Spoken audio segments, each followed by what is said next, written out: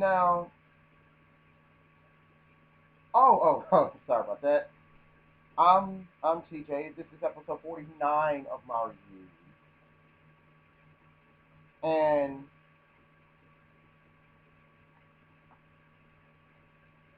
we're about to go into the last part of my review.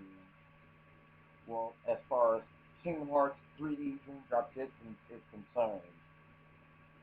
Now,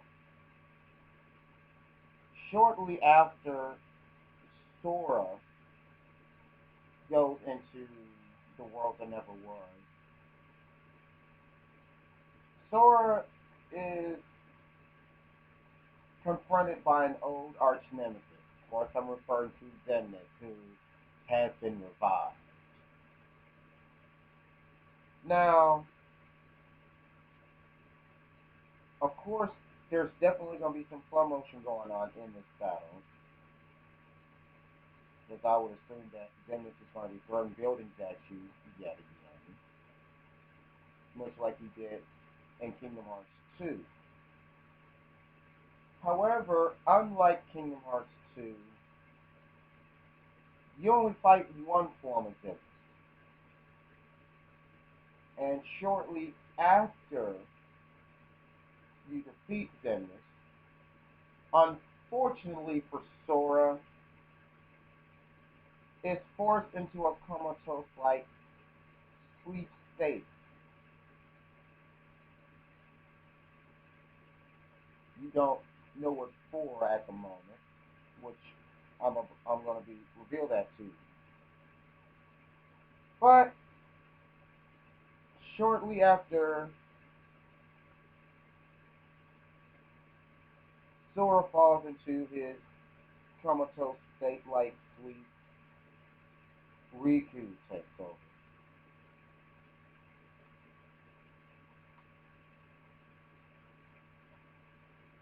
And before Riku even gets a crack at his main antagonist, he goes up against what is known as the Anti-Black Coat Nightmare.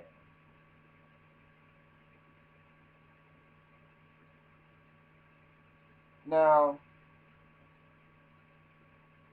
I would assume that the Anti-Black Coat Nightmare is like the deep dark side of Riku, so to speak. I don't really know for sure. I've yet to actually play this game, but just reading the strategy guide, I'm definitely gonna end up picking up this game because it is definitely worth it for me. For one, I've basically played all these Kingdom Hearts games up until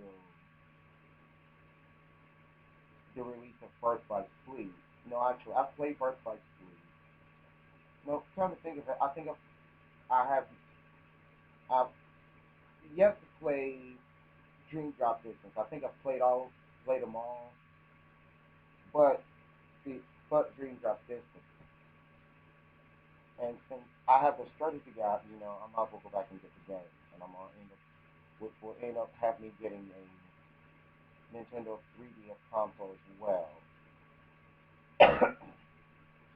Okay. Now, of course, the anti-black coat nightmare is just a asphyxiated pre-event to the main event when Riku faces a revived Ansem. Now, it's not bad that you face Ansem once. You actually face Ansem twice.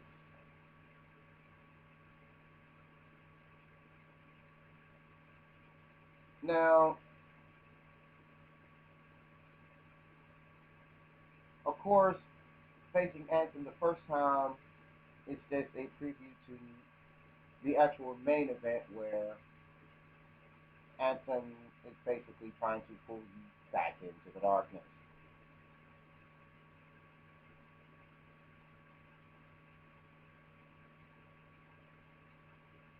Now,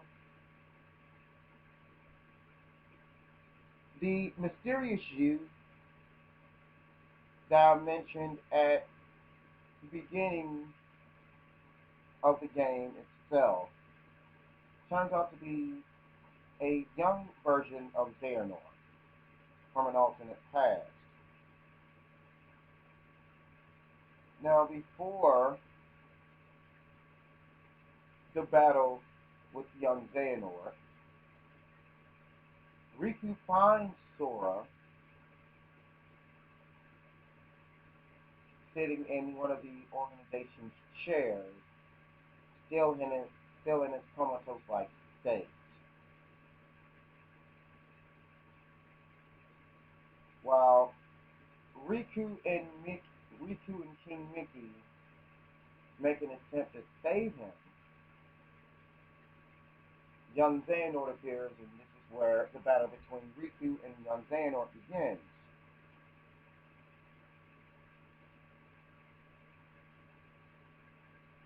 Now, at some point on the verge of being defeated, young Xehanort will appear to have construct a clock.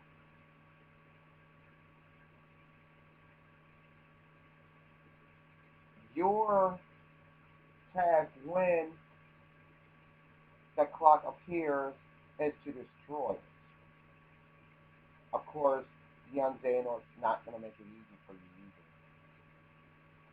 Should you be unsuccessful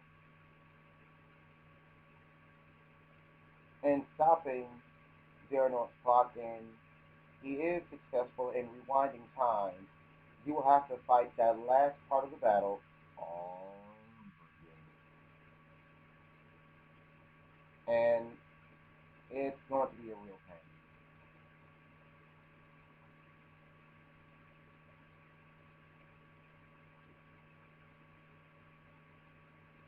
Now, shortly after the downfall of young Xehanort,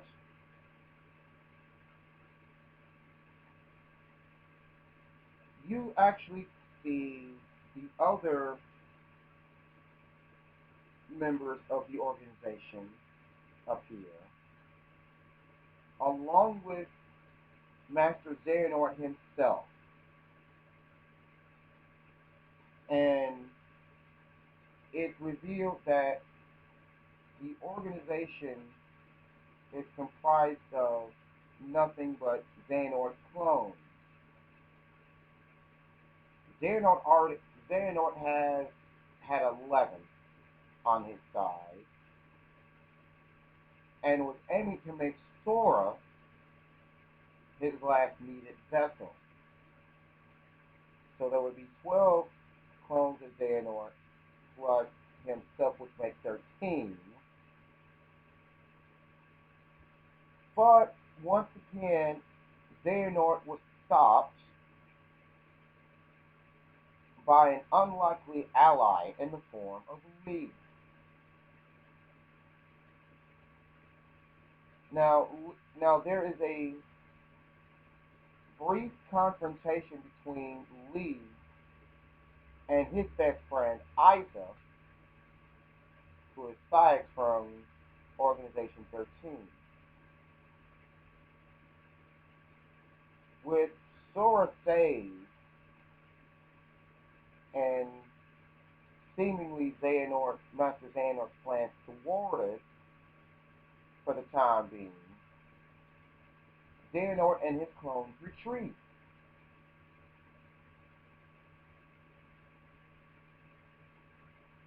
And following the events of the confrontation in the organization's meeting room,